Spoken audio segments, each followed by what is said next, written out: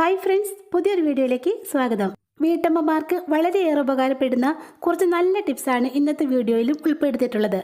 ഇറച്ചിക്കറിയൊക്കെ ഉണ്ടാക്കുന്ന സമയത്തും അതുപോലെ തന്നെ വെളുത്തുള്ളി അച്ചാറോ അല്ലെങ്കിൽ കുറച്ച് ഉള്ളിക്കറിയൊക്കെ ഉണ്ടാക്കാൻ തോന്നുമ്പോഴൊക്കെ ഈ ഉള്ളിയുടെ തോല് കളയുക എന്നുള്ളത് വലിയൊരു പ്രയാസപ്പെട്ട പണി തന്നെയാണ്. എന്നാൽ ഈ ഒരു കുഞ്ഞു സൂത്രം അറിഞ്ഞിരുന്നാൽ എത്ര കിലോ വെളുത്തുള്ളിയോ ചുവന്നുള്ളിയോ അല്ലെങ്കിൽ സവാളയോ വെറും 5 മിനിറ്റ് നേരം കൊണ്ട് തോലൊക്കെ കളഞ്ഞ് ക്ലീൻ ആക്കി എടുക്കാൻ സാധിക്കും. അതെങ്ങനെയാണെന്ന് നോക്കിയാലോ.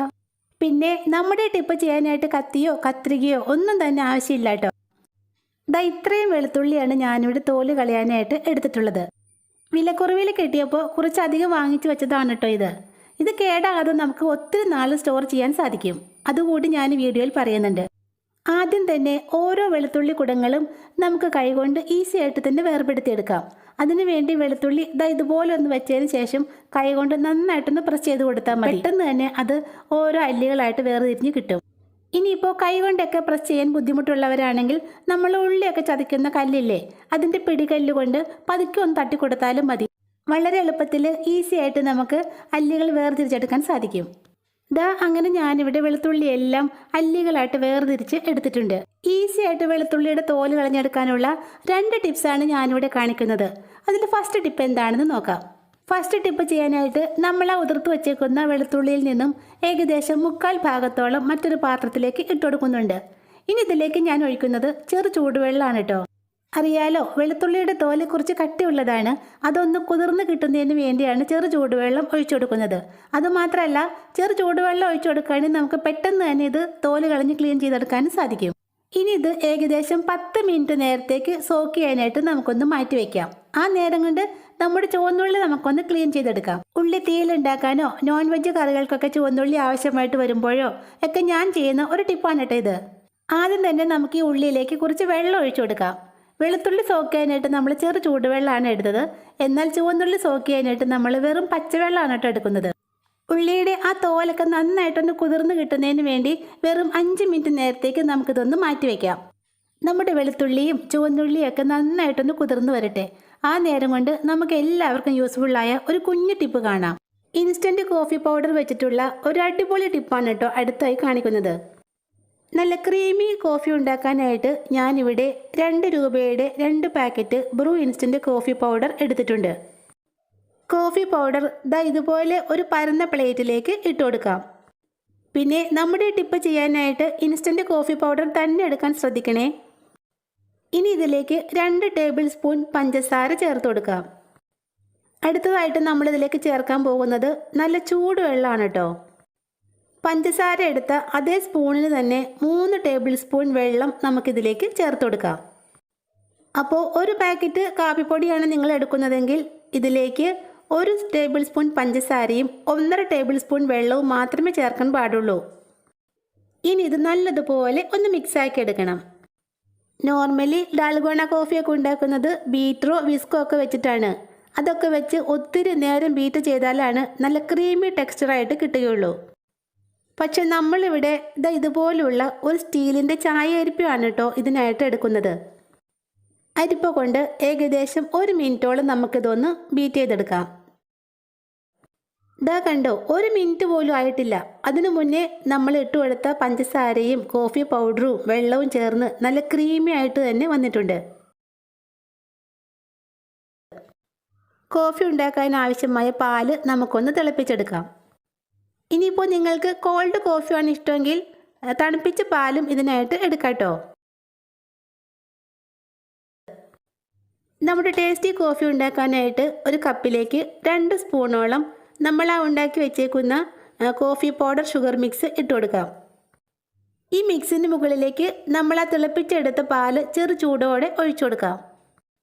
മുകളിലായിട്ട് 1 സ്പൂണോളം കോഫി ഷുഗർ മിക്സ് കൂടി ചേർത്ത് കൊടുക്കാം. അധികം ബീറ്റ് ചെയ്ത് കൈ വേദനിക്കാതെ കഷ്ടപ്പെടാതെ വെറും 1 മിനിറ്റ് കൊണ്ട് അടിപൊളി ടേസ്റ്റിലുള്ള ഡാൽഗോണ കോഫി അല്ലെങ്കിൽ നമ്മുടെ വിപ്പഡ് കോഫി റെഡി ആയിട്ടുണ്ട്. കുട്ടികൾക്കും മുതിർന്നവർക്കും ഒക്കെ ഒരുപോലെ ഇഷ്ടമാകുന്ന നല്ലൊരു കോഫിയാണ് കേട്ടോ ഇത്. സോക്ക് ചെയ്യാനായിട്ട് വെച്ച നമ്മുടെ ചുവന്നുള്ളി എന്തായെന്ന് നോക്കാം. വെറും 5 മിനിറ്റ് നേരമാണ് കേട്ടോ നമ്മൾ ഈ ചുവന്നുള്ളി വെള്ളത്തിലിട്ട് വെച്ചിട്ടുള്ളത്. ഉള്ളിയുടെ തോലൊക്കെ നന്നായിട്ട് കുതിർന്ന് വന്നിട്ടുണ്ട്. ഇനി പ്രത്യേകിച്ച് ഒരു പണിയേ ഇല്ല കേട്ടോ. കൈകൊണ്ട് ഇതുപോലെ നന്നായിട്ടൊന്ന് ഞെരടി കൊടുത്താൽ മാത്രം മതി. കൈകൊണ്ട് ഞെരടുമ്പോൾ തന്നെ ഉള്ളിത്തൊലിയൊക്കെ വിട്ടുപോകുന്നത് ലൈവായിട്ട് നിങ്ങൾക്ക് കാണാൻ പറ്റുന്നുണ്ടല്ലോ. പിന്നെ ഞാൻ ഈ ഉള്ളിയുടെ രണ്ടറ്റവും മുറിച്ചിട്ടില്ല, മുറിക്കാതെയാണ് വെള്ളത്തിലിട്ട് കുതിർത്തെടുക്കുന്നത്. അറ്റം മുറിക്കാത്ത ഉള്ളി ആയതുകൊണ്ടാണ് ഇത് 5 മിനിറ്റ് നേരം വെള്ളത്തിലിട്ട് കുതിർത്തെടുക്കേണ്ടി വന്നത്. എന്നാൽ രണ്ടറ്റവും മുറിച്ച ഉള്ളിയാണെങ്കിൽ ഇത് വെള്ളത്തിലിട്ട് കുതിർത്തേണ്ട ആവശ്യമൊന്നുമില്ല കേട്ടോ. അറ്റം മുറിച്ചതിന് ശേഷം നേരെ വെള്ളത്തിലേക്കിട്ട് കൈകൊണ്ട് ഞെരടിയെടുത്താൽ മാത്രം മതി. പെട്ടെന്ന് തന്നെ തോലെല്ലാം ഇളകിപ്പോകും. പെട്ടെന്ന് ഒരു കറി ഉണ്ടാക്കാനായിട്ട് നമുക്ക് ഉള്ളിയുടെ അറ്റം മുറിച്ചതിന് ശേഷം ഇതുപോലെ തോല് കളഞ്ഞെടുക്കാം. അറ്റം മുറിക്കുമ്പോൾ ഇതിനകത്തേക്ക് വെള്ളം കയറുന്നതുകൊണ്ട് ഇത് സ്റ്റോർ ചെയ്ത് വെക്കാൻ സാധിക്കില്ല, പെട്ടെന്ന് തന്നെ കേടായി പോകും. വെറും 1 മിനിറ്റ് കൈകൊണ്ട് ഞെരടിയപ്പോഴേക്കും നമ്മുടെ ഉള്ളിയുടെ തോലെല്ലാം വിട്ടുപോയിട്ടുണ്ട്. ഇനി നമുക്കിതൊന്ന് പെറുക്കിയെടുക്കാം. ഈ ഒരു സൂത്രം ചെയ്താൽ എത്ര കിലോ ഉള്ളി വേണേലും നിമിഷ നേരം കൊണ്ട് നമുക്ക് ക്ലീൻ ചെയ്തെടുക്കാൻ സാധിക്കും. 2-3 കിലോ ഉള്ളിയൊക്കെ ആണെങ്കിൽ വലിയ പാത്രത്തിലേക്ക് ഇട്ട് അത് നിറയെ വെള്ളം ഒഴിച്ചതിന് ശേഷം 2 കൈ കൊണ്ട് ഞെരടിയെടുത്താൽ മാത്രം മതി. നമ്മുടെ വെളുത്തുള്ളി സോക്ക് ചെയ്യാൻ വെച്ചിട്ട് ഏകദേശം 10 മിനിറ്റോളായി. ഇനി നമുക്ക് അതും കൂടി ഇതുപോലെ തന്നെ ക്ലീൻ ചെയ്തെടുക്കാം. ആദ്യം തന്നെ നമുക്ക് ആ ഒട്ടിപ്പിടിച്ചിരിക്കുന്ന വെളുത്തുള്ളി അല്ലികളെല്ലാം ഒന്ന് വിടിവിച്ചെടുക്കാം. അല്ലികളെല്ലാം ഫ്രീ ആക്കിയ ശേഷം നമുക്കിത് ചെറിയ ഉള്ളി ഞെരടിയതുപോലെ കൈകൊണ്ട് നന്നായിട്ട് ഞെരടി ക്ലീൻ ചെയ്തെടുക്കാം.